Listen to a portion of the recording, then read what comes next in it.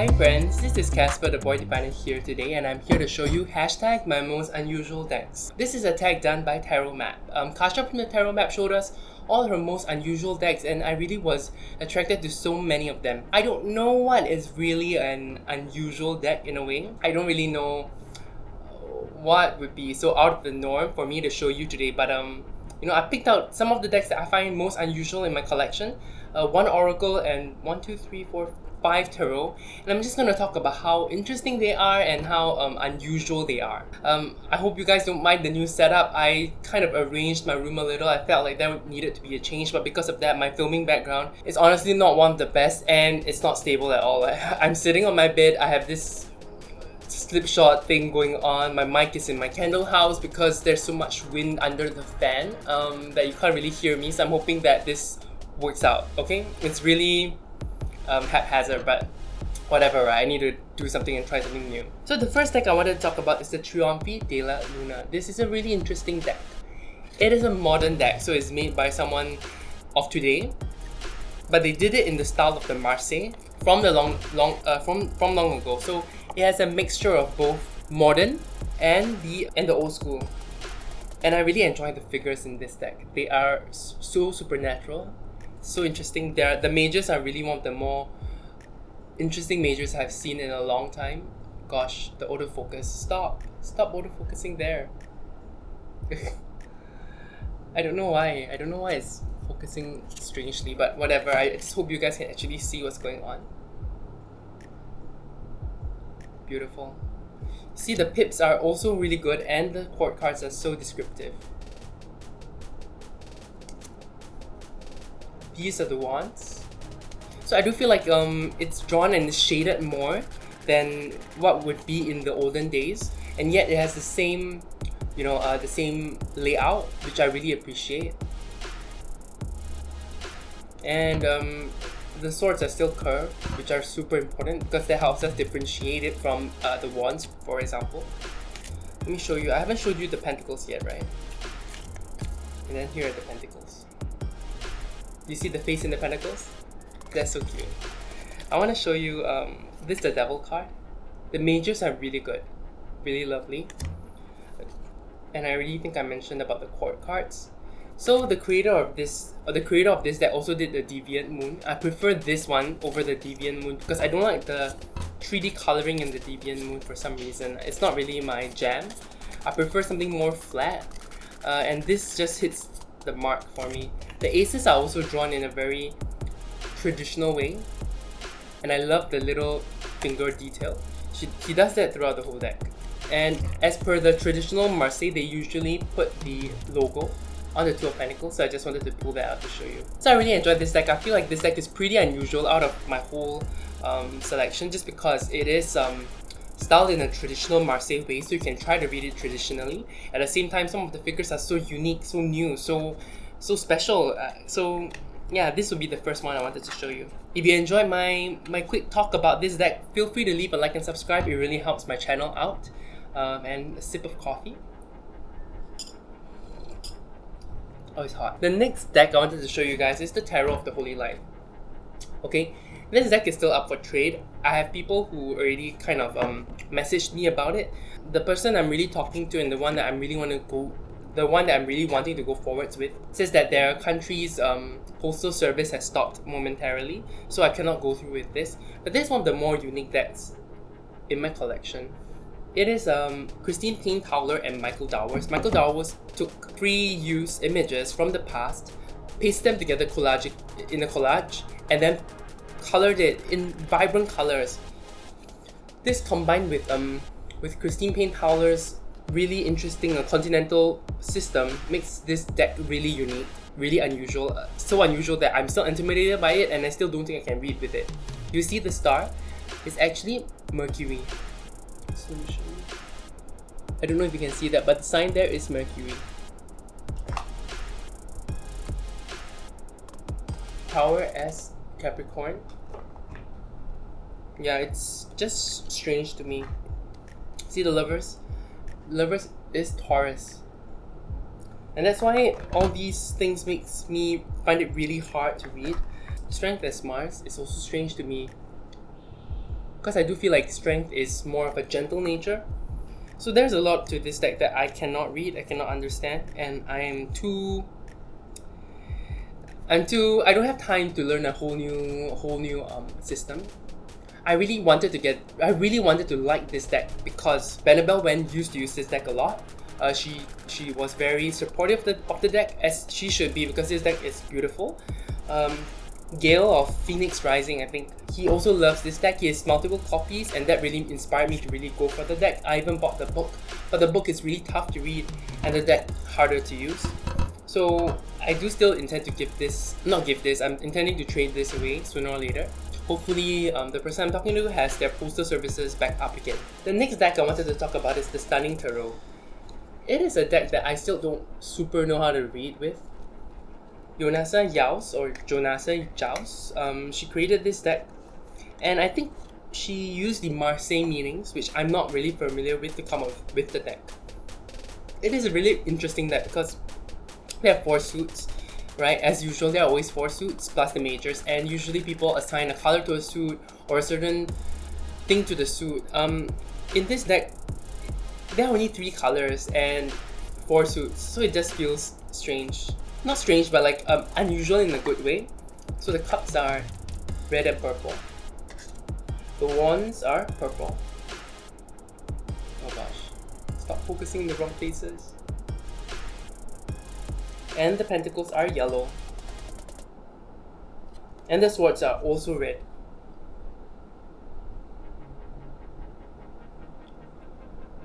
No, stop.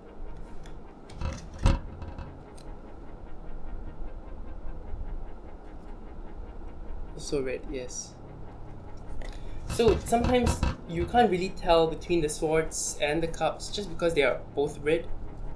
It's not easy to see at one glance, but then you see the cups, then you're like, oh yes, of course. So they're not really traditional RWS or the Thoth. It's supposedly Marseille, but I don't really know if it's really Marseille because Jonasa Jaus wrote a guidebook to her Jonasa Jaus Tarot, and not this one. And that one is really based on the Marseille. This one, you see, the Six of Swords is a pregnant mermaid. So I don't really know how does it have to do with the movement of the Six of Swords in the RWS. So I'm pretty sure there's some sort of inspiration here. There is definitely an internal logic in the cards that I still am trying to work with and get used to. But I really enjoy this deck overall. I mean, come on, who doesn't love a devil baby? You know, the witches in the wands are my favorite. This is my favorite suit. The mages are pretty interesting also. And even though I do like Egyptian imagery, I don't know. Pentacles, it's just interesting. You know, look at the color in the tower. So this is one of my most unusual decks. I do feel like this deck can be used in ritual, because the images are so evocative for the most part. Look, someone doing a major cleanse. Okay, so that's it for the Stunning Tarot that I wanted to show you guys. It's one of my most unusual decks. The next one in my collection is actually the Carnival at the End of the World. I don't think this is a stranger to anyone. I think everyone probably has seen this deck, but it's still one of the most unusual, the most interesting, the most curious decks I have ever seen. Look at that. A large fish. Ace of Cups. And then a little lemur on top of someone who is trying to do something. The Five of Pentacles. I love that the pentacles here are buns. You know, I do like the idea. For me, I like the idea. Carnival at the end of the world, as in there's a flat earth, and then right at the end there's a carnival there for everyone to enjoy. But I do know there's a dystopian kind of nature that comes into this card, and that's where it's coming from. So I do see that there is some sort of internal logic, this internal world for this deck also. And you can see all these creatures are so interesting. Yeah, I can't rave more about this deck. It's unusual, but it reads well. I wish the book was less based on the RWS and more based on the images though. That's one small criticism I have. There are also extra cards, but I don't use them in the deck. Look at this giant jellyfish. See, the Eight of Cups is usually about leaving, and I can bet you that the book also talks about the Eight of Cups as leaving, but why jellyfish? what's happening in this image. There's a lot to process and a lot to think about, a lot of imaginary things that I really enjoy doing with this deck. At the same, and that's why I do feel like this is one of the more unusual decks in my collection. At the same time, I do wish that the book was more elaborative of, you know, what might be going on with the art, why they designed it this way. All the kings are animals, I think. The hermit. Have you seen a hermit like this? No, I'm sure you haven't. The four of wands, but you can see that it's steady because there's a turtle underneath him. Slow and steady. Four of wands. Not only a celebration like the joyful person in front. Yeah. If you want to know more about this deck, feel free to check out my full walkthrough of this deck. One more tarot deck. And the one I want to talk about is one done by my friend, so I might be a bit biased here. This is the Tarot of the Passing Showers by Valerie Chia. You guys shouldn't be a stranger to this deck. If you want to take a look more, I do have a walkthrough of this deck as well.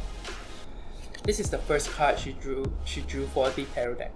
How beautiful is that? Has anyone seen a strength card like this?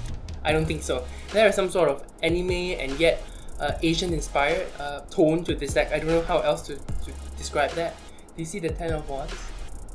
Ants crawling all over him. Centipedes. And then losing one leg. Do you see how visceral this deck is? Do you see how dreamy it can be? But it's unusual. It's so unusual. I don't even know how to explain it. The fact is, I do feel like this deck doesn't have that strong internal logic or world to it. It all comes from Valerie's brain. And that's why it's unusual, because there are things that I would never put together. The Eight of Cups. Look at this. You know, moving forwards, moving away. She combines both the RWS and the Thoth in her mind when she did this deck.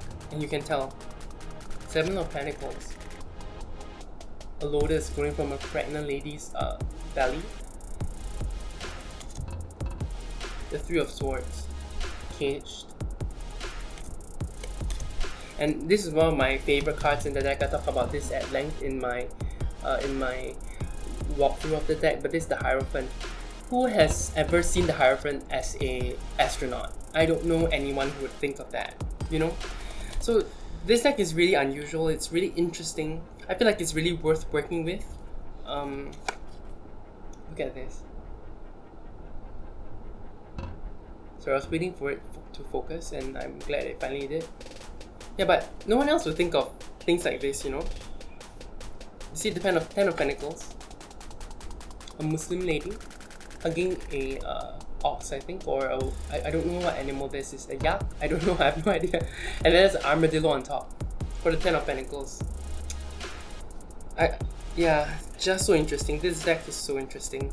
One of my most unusual decks. Hashtag my most unusual decks. I have one more deck to show you, and I don't know if it's unusual. I just find it so... I find it unusual because it's based on one of my favorite anime series or manga, if you want to say. And the cards are so iconic, and yet so long and so hard to shuffle. That's why it's unusual. It's the Cloud cards.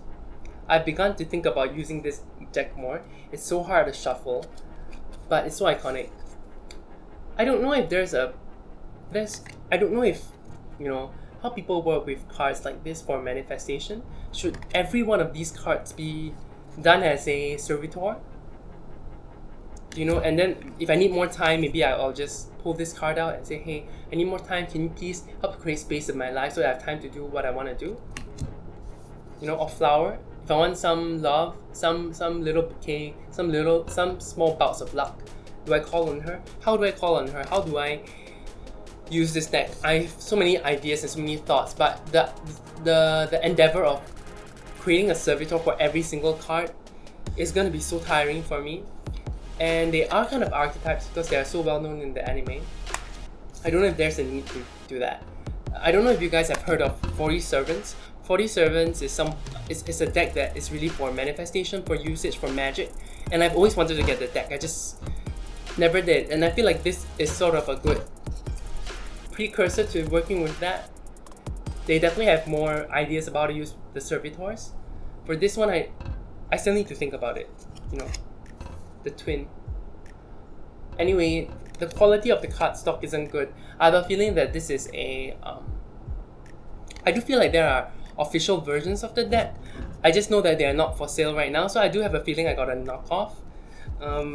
At the same time, they're not being sold anymore, so I do wish Clamp or whoever has the rights to Cardcaptor Sakura create a proper deck with better cardstock and everything. I've talked to some of my Singaporean friends about this also because, you know, we are from Asia. We did enjoy Cardcaptor Sakura when we were 10 or something. See Wood, one of her first cards that she captured. Yeah, let me know what you think. Let me know if this was unusual for you. I do really enjoy this deck. I just want to use it more. So anyway, that's about it. I'm done with my walkthroughs of all the decks that I found unusual in my collection. If you have seen any other decks that you found unusual in my collection, let me know. If you have any unusual decks in your collection, please let me know. If you enjoyed this video, please leave a like and subscribe. It really helps me out, okay? You guys have a great rest of the day. You take care. Bye!